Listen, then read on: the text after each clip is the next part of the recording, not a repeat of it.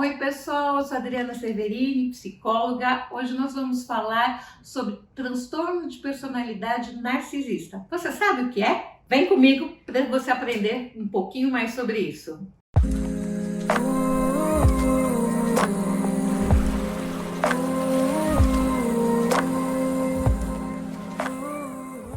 O transtorno de personalidade narcisista, ele tem causas genéticas e ambientais, ou seja, a pessoa pode nascer ou a forma como ela é criada desenvolver esse transtorno. Infelizmente, ele não tem cura, mas a partir do momento que você começa a perceber que isso está acontecendo com você, o que infelizmente é difícil, são as outras pessoas que percebem, você pode buscar ajuda de um psicólogo para você aprender a controlar essas características. E quais são esses principais sintomas para você tentar identificar se alguém que está à sua volta ou se você mesmo sofre deste transtorno de personalidade narcisista?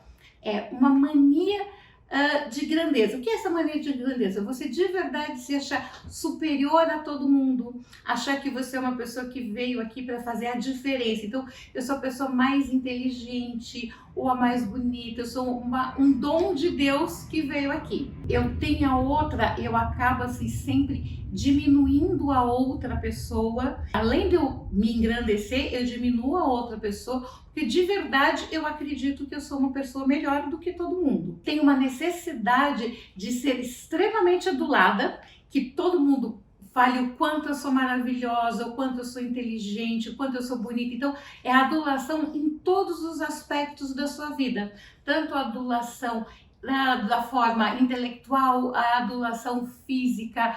Então, que as pessoas estejam sempre me ali, como se fosse um cortejo, aquela assim de cortejar, de falar o quanto eu sou maravilhosa em tudo aquilo que eu faço. As pessoas com transtorno de personalidade narcisista, elas não aceitam crítica de forma nenhuma.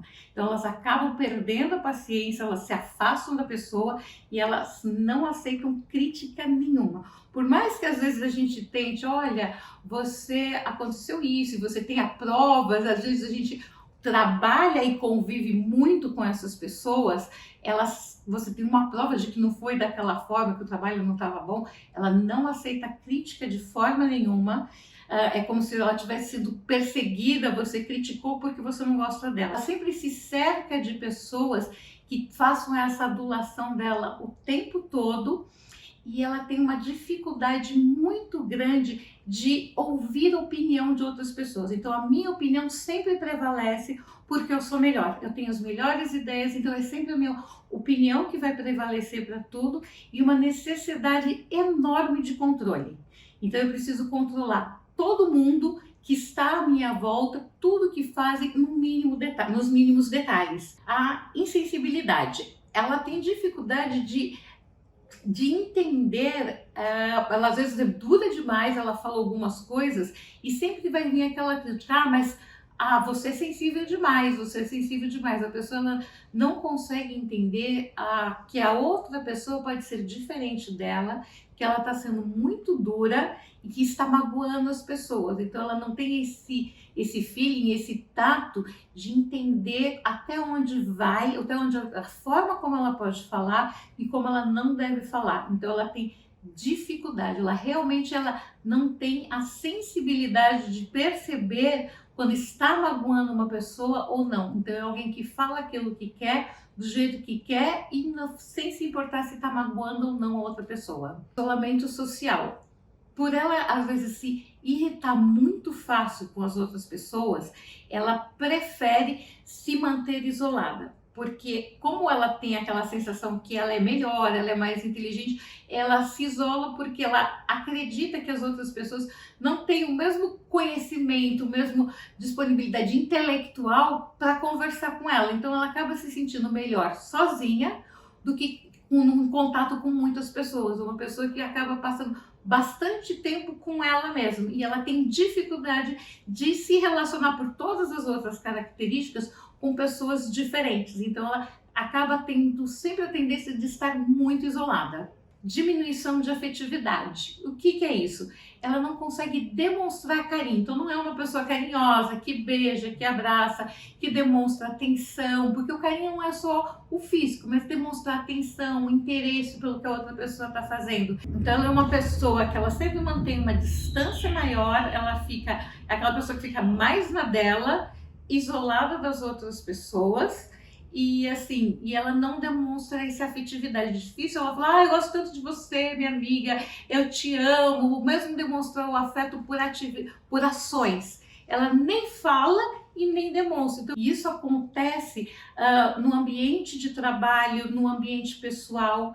E por incrível que pareça, porque a gente ouve sempre falando de mães narcisistas, eu tenho uma namorada que é narcisista, o transtorno de personalidade narcisista ocorre mais frequentemente em homens do que em mulheres. E a gente acaba dando um foco muito maior para as mães narcisistas. Mas existem pais narcisistas, namorados narcisistas, chefes narcisistas, com muito maior frequência do que mulheres. Então, eu acho que é uma dica para a gente começar a ficar atento também para os homens que têm essas características, esses sintomas. Só que é uma situação delicada, porque se você chegar e quiser dar um toque para essa pessoa, ela não vai te ouvir. É muito difícil uma pessoa com transtorno de personalidade narcisista, ela vir para um consultório, porque ela acha que não sou eu. Esse é um outro sintoma. Ela não acha, não sou eu que tenho problema, é você que tem um problema, é você que não me entende, então é você que tem um problema. Então ela nunca vem buscar ajuda, e sim, ela às vezes aparece no consultório para procurar ajuda para as outras pessoas. Então, para minha esposa, para o meu marido, para o meu filho, e nunca para ela mesma. Então você vê muito narcisista aconselhando as pessoas mais próximas dele a buscar terapia. Então não sou eu que tenho, é a minha esposa, é o meu marido, é o meu filho, é o meu colega de trabalho, são os meus subordinados que estão ali no dia a dia. Olha, você é muito sensível, você precisa procurar terapia para cuidar disso. Então ele fala para as outras pessoas que as outras precisam, mas eu não.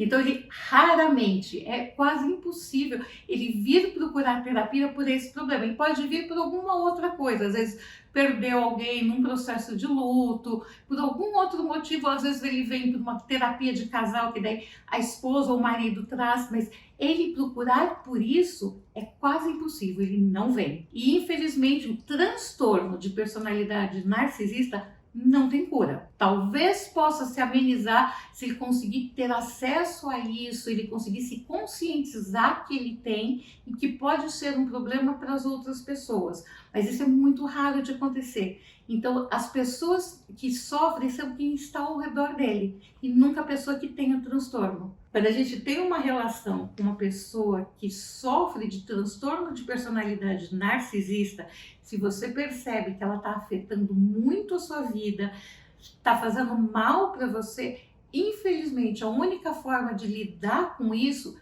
é cortar a relação.